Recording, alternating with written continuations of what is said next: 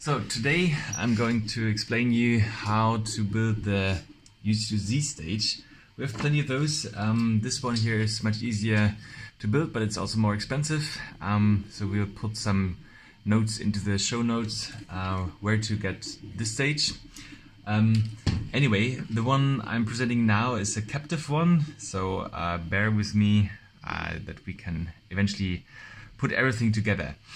So I'm going to start with the stepper motor that is right here. So it's a NEMA 11 motor. It's a 200 steps motor.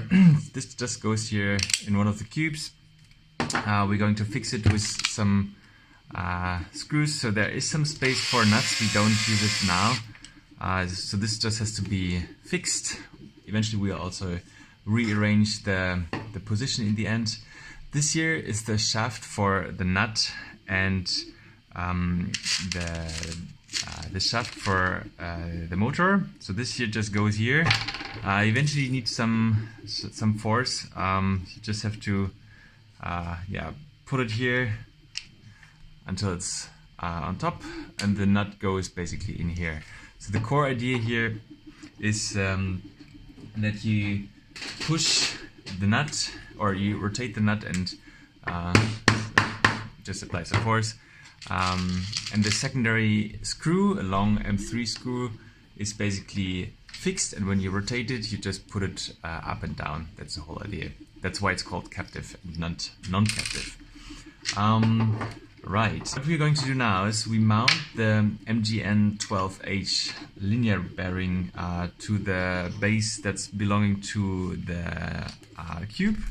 So you just add some of the M3 screws, find the desired holes, mount it, and if you want to have more pressure, that's totally possible. You just add another nut from the other side. It might be a bit tricky to place the screws. The nut over here, and then it's fixed. Then you have the sliding mechanism. You just add this here and also fix it with a set of screws, the same screws basically. It's the D8 and 12 screws. So it's not easy. Yes. So you need room for the 3 minutes. Makes it hard. So just screw. Again with the screwdriver. And you see, once it's mounted, it's mounted. Second screw to just fix it. Oops. Always good to have some more screws. Alright, and then we're almost done. So the next bit would be having the long screw. In this case, it's M3. That's a little longer. And then we need another bit. And then just mount that inside the rail. This bit looks like it has been used quite some time, so the long screw, so it doesn't matter which head you have. So if you have one that's cylindrical or flat head, that's sort of fine. So this one is also fixed. You add this the way that it's pointing downwards, like that. Add it to the cube, like so.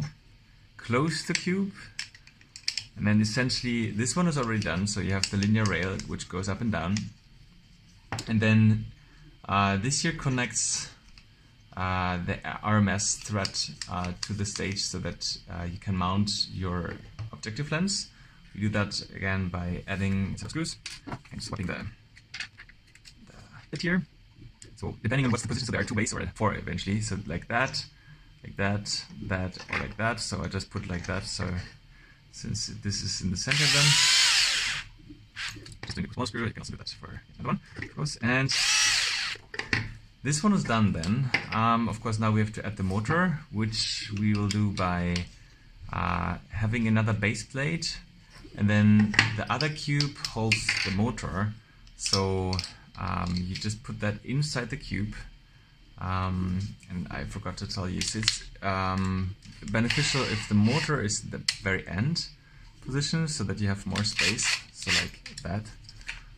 And then we close the cube, eventually also, whoops, by putting all cables through the upper hole. You close the lid like so. Be careful with the wires. It may break if you add too much pressure, like so. And then you close the one here. And then when everything sits together, having quite some fun here. Oh, the cable's on the way. I add too much glue. Alright, then we can add the motor to the stage here. And you already see there's only one position, so meaning when the motor is rotating, then I'm going to do that manually first. So when you screw the motor in the right hand direction, the nut is basically going up and down, or like in that case it's going down, and then it means that the distance between the linear rail and the motor is shrinking, of course.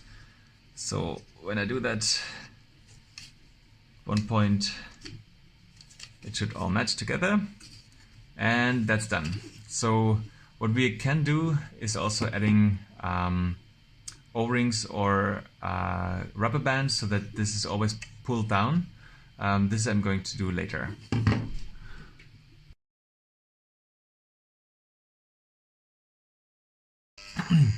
So what you see now is the motor is rotating and the nut inside the shaft is also rotating, but the screw itself is stationary. So that means when you move it up and down, it's just pushing the linear screw up and down. So that's the whole mechanism. So this is how it should look like in the end.